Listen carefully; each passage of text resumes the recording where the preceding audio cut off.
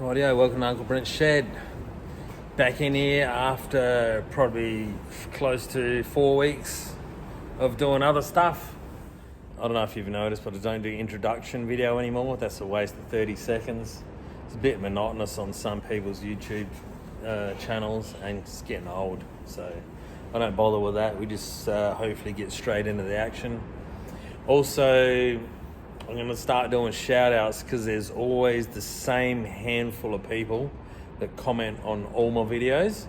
So I'll probably give them a shout out at the end of this video. Also, whilst making this video, I've just clocked 3,000 subs and I actually know who the person is. He's from England. So I'm going to be sending him some stickers and a key ring. One of the stickers is exactly that one there. Also, I've had people asking me about shirts.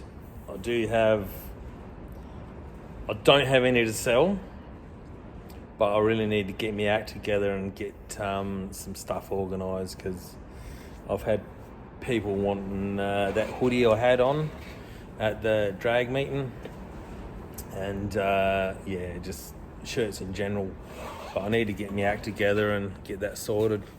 Don't have an online store, but hopefully one day we can get something sorted. So, all right, that's enough of the chit chat. We'll get a bit of live action. Man, I love how this stuff turns out. It's awesome. Now, after editing me last video, when I was saying these bolts are seized, what normally happens, obviously I've got the nut to turn, but what normally happens, the bolt itself seizes in the center of the bush, right? This is actually a new bush, new old stock, and that bolt's just a sample bolt. That's an actual steering box bolt, but the bolt seizes inside of this metal insert which runs right through. So once that bolt's seized inside of that and you can't budge it, normally you have to get in here with a sawzall and cut both sides of the bolt on the bush. It's a terrible job, and that's why I'm just gonna leave these be. Not ideal, but I'm just gonna leave these bushes until they actually need doing, and then I'll go to the trouble of cutting them out and whatnot. But at this stage, I'll just leave it. Same as the ball joints, they're actually reasonably tight. Obviously the boot. Hello. Obviously the boot's knackered, but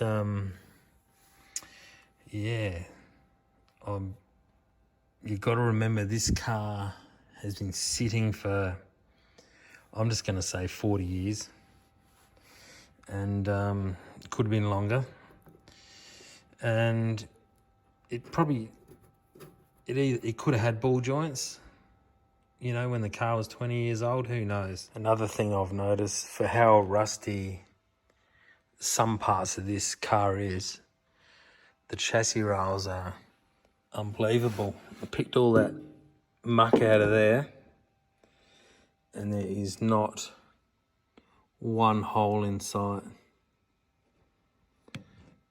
which is pretty awesome. There is a little bubble on the driver's side near the steering box. I didn't point it out, but it's not an issue anyway. So here's the driver's side. No holes. A little bit thin on the back wall there.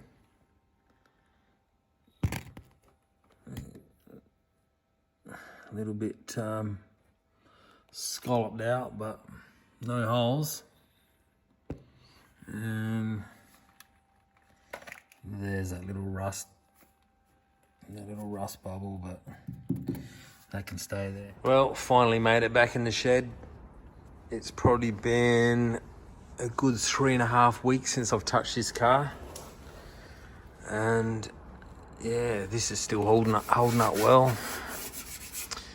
Also, I'm about to start that dreaded broken off thread under there. I've started off by finding a bolt with a similar thread. I've drilled a hole, it's not quite center, which is pretty annoying because my lathe is out of action at the moment. So the plan is, now I've drilled out this little slug, I'll screw that in. It only goes in about 3/4 of a turn and then stops. But I'll use that as a drill guide. Because I'm drilling up, it's just too awkward, and you know, I'm going to be lying in that stuff. So yeah, I'll rig up some sort of setup and get the drill propped up, and try not to snap a drill bit. So screw that in. Yeah, literally goes 3/4 of a turn and then stops. I might just grab some pliers and give it a little nip.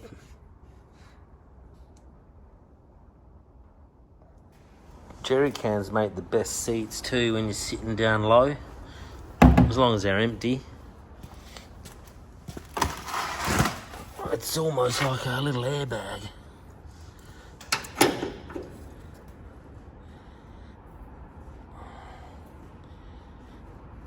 Yeah, not getting much on that. Right, now you're probably about to witness the most crudest thing I've done on this channel.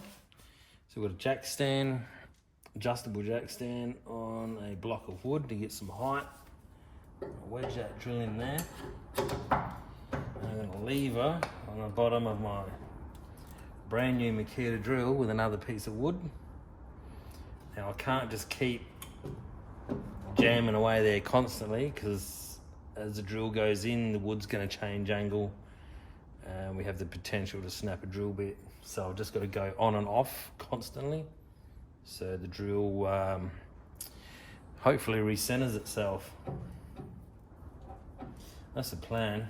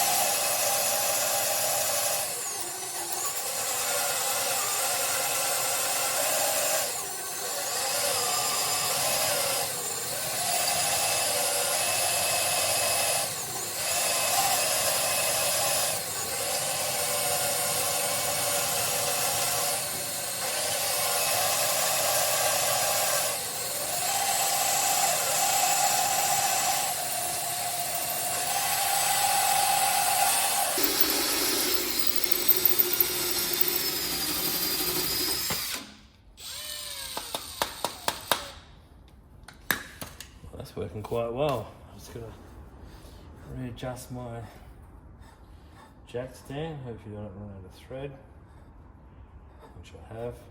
I'll try it on that angle.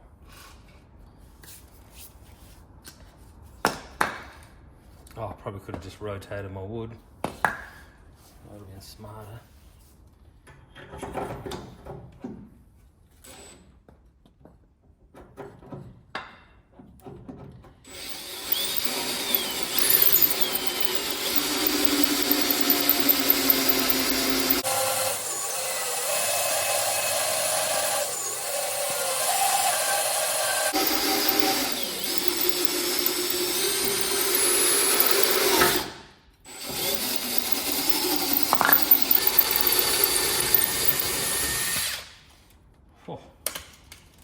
Perfect.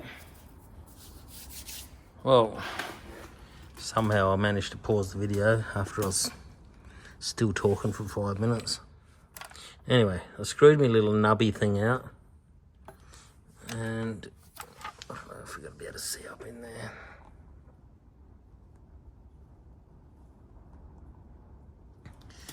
I'll have a look with my eye.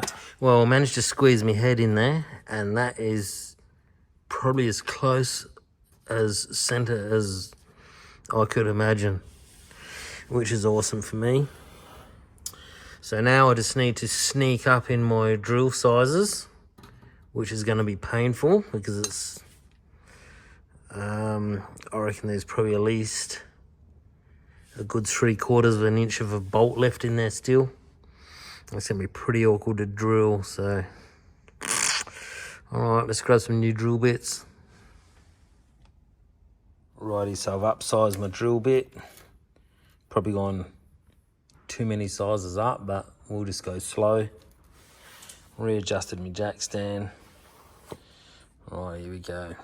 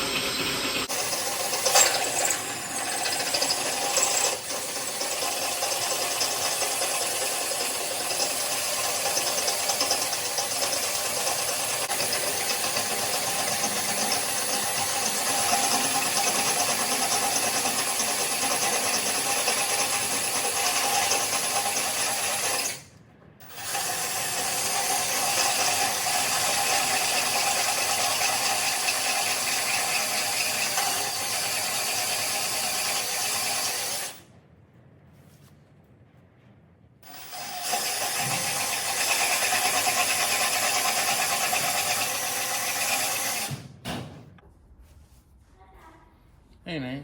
It's a tape measure. Mum should have some inside. No, I couldn't find any. So I came in here. I want to know how tall I am. Oh.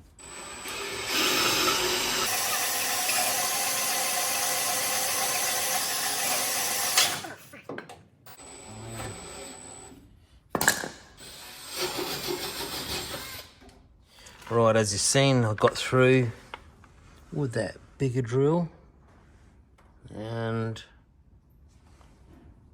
yeah, there's not much thread in there.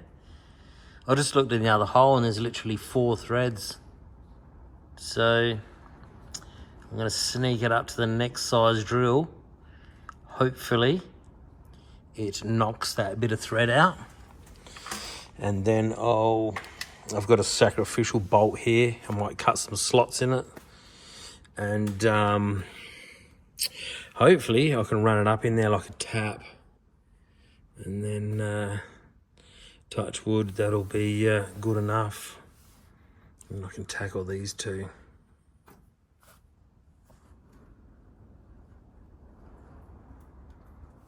You don't really think about it much, but when you're drilling upways, you're getting all swarf and junk inside of your chuck. It's not ideal, but sometimes it is what it is.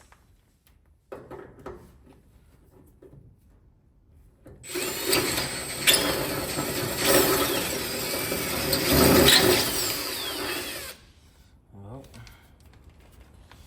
that's all it is.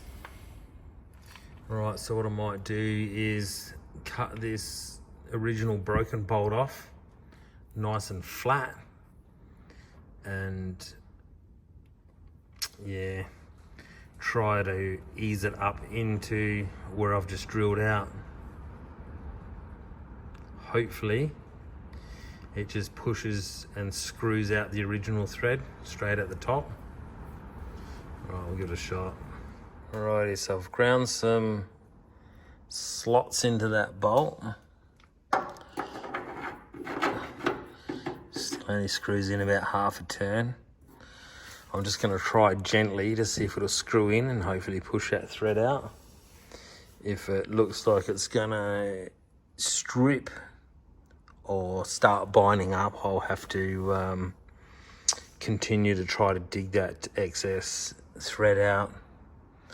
But we'll give it a shot.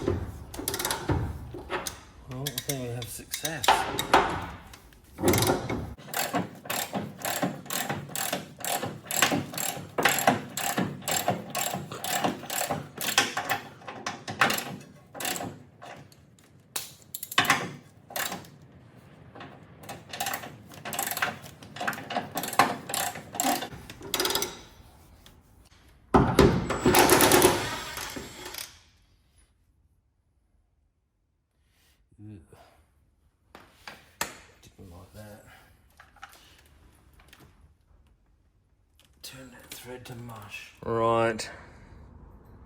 That didn't go to plan. I mean, it wound in there easy enough, but these genuine bolts must be pretty soft, so I'm going to take tomorrow the bolt that I cut to make my little slug thingo. I'm gonna go and see if I can borrow a tap from someone, and we'll tap that thread out before it gets ruined anymore.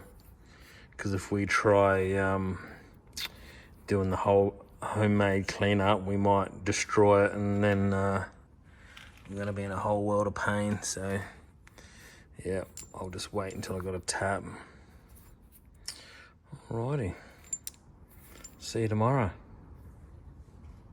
Now, straight away, I've got my tap. I'm gonna have a go at ruining my day and power tapping this thread. Let's see.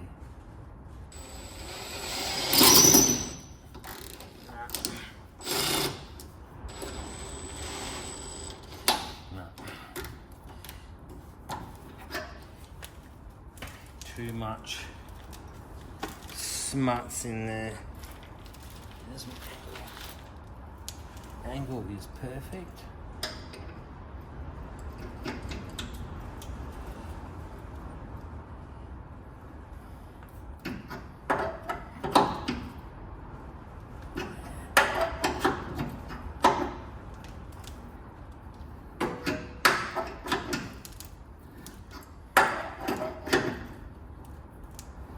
Actually feels real nice. You can feel it cutting.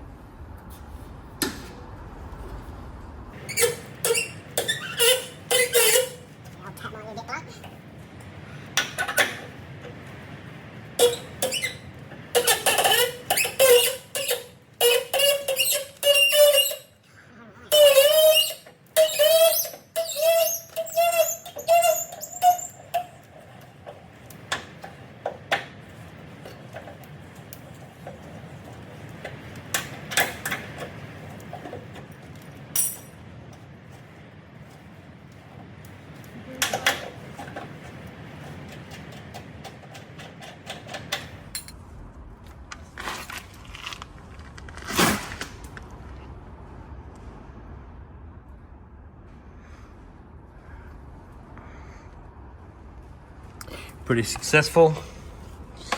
Now, test fit a bolt. Where is it? Oh. Test fit one of the genuine bolts, which is fine. Alright. No slop in that thread whatsoever, so we got pretty lucky with that. Now, I was trying to tackle these two. So I should be able to just weld a big washer on top of that, and then weld a nut on top of the washer. Same with this one. Right, so it's a couple of days later again. I'm just gonna try the old power tap method.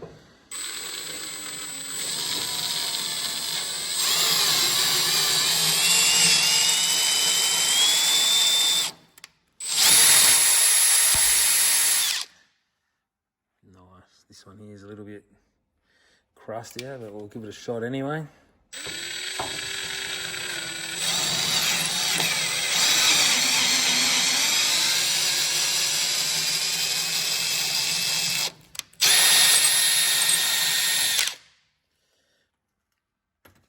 They were pretty rusty and crusty, so there's probably not a lot of thread left in those, but good enough for what we're doing.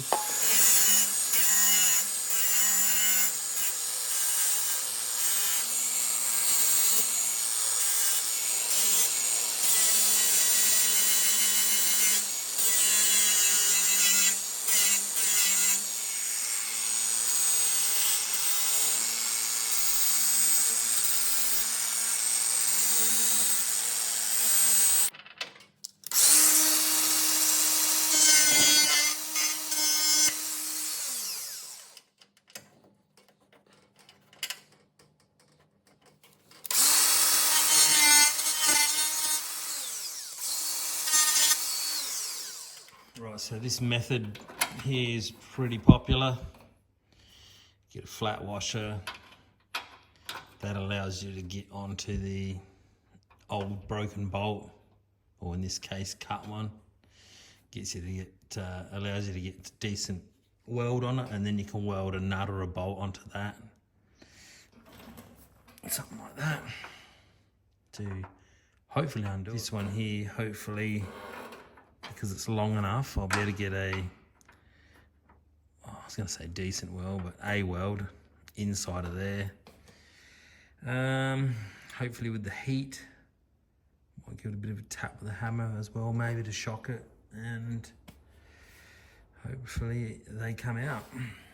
If not, we'll probably just grind them flat and drill them out, upsides the drill, and then just run the taps through. This first weld I'll attempt on here, I've just turned my amperage up on my MIG welder, so I'm going to adjust the wire speed whilst I'm welding to hopefully get it dialed in a bit better.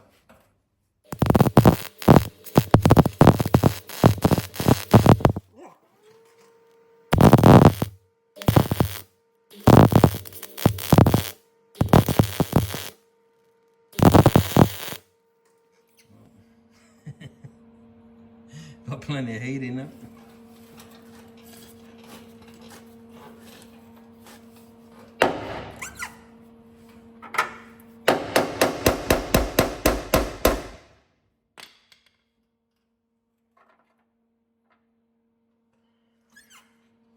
See if we can ruin this one.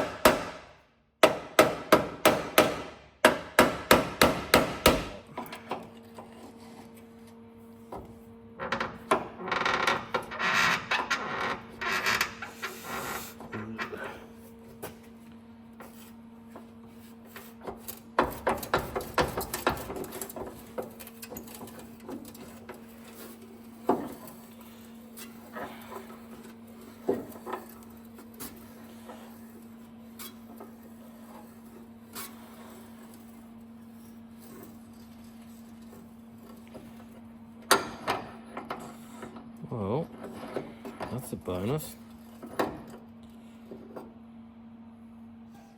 Power tacker out.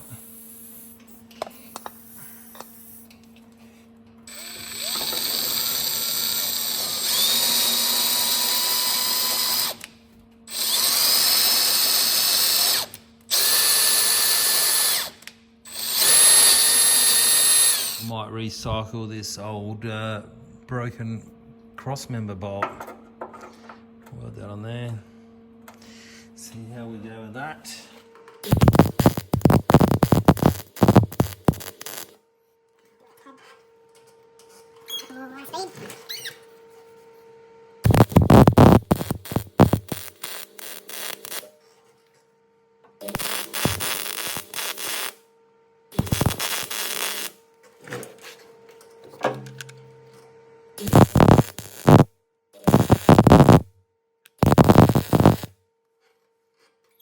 Pretty gross, that's about the standard of my welding.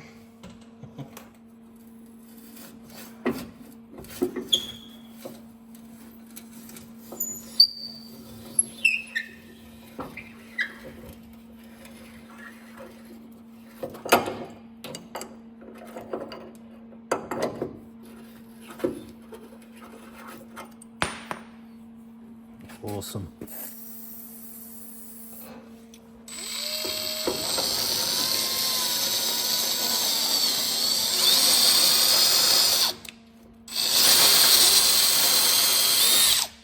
Ooh, pulled a monster out the hole.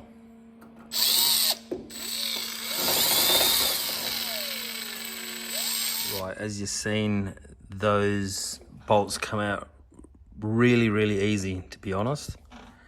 Now there's a bit of a theory behind the way different bolts break or what method they've broken off in. So these ones here were obviously cut off with an oxy. So either they couldn't be bothered trying to undo the bolts and they were probably fine. So if they put a spanner on there, they probably would have just come out, no worries. So generally, if you've got a bolt that's been over tightened and the head snaps off, that's probably the ideal sort of broken bolt to get out, because generally the thread is fine. It's just broken from over tightening. So theoretically you can drill it, and when you're drilling it, 9 times out of 10 the drill will grab and screw the bolt out or in.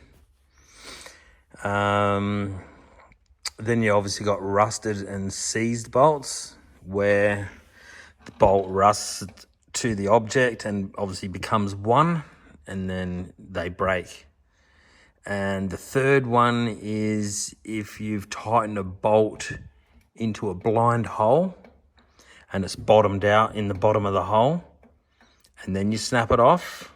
They're probably the worst bolts, because you, even drilling and putting that easy out in, you've just got to remember you have to have the same effort that it took to break the bolt to screw it out. So generally, when you have a bolt that's been broken in a blind hole, from doing it up, you will just have to drill that bolt out. Drill it, upsize, and then tap it, re-tap a new thread. All right, leave it at that. Thanks for tuning in again. I think I've got enough footage to put a video together. I said at the start of the video I was going to do a shout out to, it's always the same people that are commenting. So pretty well at the top of the list is Tim Coppinger. He's always, I actually met him. I met him at a swap meet, and he actually recognised me. So that was just over a year ago. He's always communicating. Brad Castle, Nathan, there's 3 or 4 Nathans. Brian and Glenda. Brian's always commenting. Nick, Dion, my cousin. Rusty Inspirations, he's got a channel. I can't put any links in here, sorry, I don't know what I'm doing. Data Frankenstein. Brett Elliott, he's always given me grief about this, about not working on it. So yeah, cheers Brett, I can hear you, I'm taking it in. Mopar Robbie, before, I think he was commenting, and then I actually bought something off him off of Facebook and didn't realise it was him. And then I actually ran into him at that Taylor and Ben drag racing meeting, so that was pretty good. Tavo Garage, he's commented on a few. That's an actual channel. If he knows all the ins and outs and about Chrysler's, very how do you say it? Very knowledgeable on Australian Valiants. Dean Stevenson, Michael, I must have commented I was too old in a video, and he said that I'm not too old, don't need a walking frame yet. So, Coops Cars, he done a bit of a communication with me. Nathan at Mopar Garage, I think he's from the States, so I've literally just subscribed to him. And Junkified, I searched on YouTube and there's 1 video and 2 subscribers now. So he looks like an Aussie. He was working on a Valiant with a small block in it. So yeah, that's people I'll give a shout out to this video. Also, we went 3,000 subscribers, and I know the bloke that clicked over the 3,000. He's from England, so I'm going to post him half a dozen stickers, and also I just bought a packet of those keyring rings. So I'm going to start all the rust that I've cut out of that, and this, I'm going to start making little squares with holes in them, and I'll probably dip them in some clear or something so they're not nasty, and post them out. Like I said, I haven't got a shop or anything yet, but we'll just have to communicate somehow. And there has been some boys that have found me on Snapchat, which is pretty funny, which I don't mind. So other than that, yeah, I think we'll leave it at that. Cheers for watching. Look after your mates. All right, thanks for tuning in. I think I've got enough footage to make a video. Well, it's hard to tell. I don't know if anyone's ever tackled YouTube. No, I'll start again.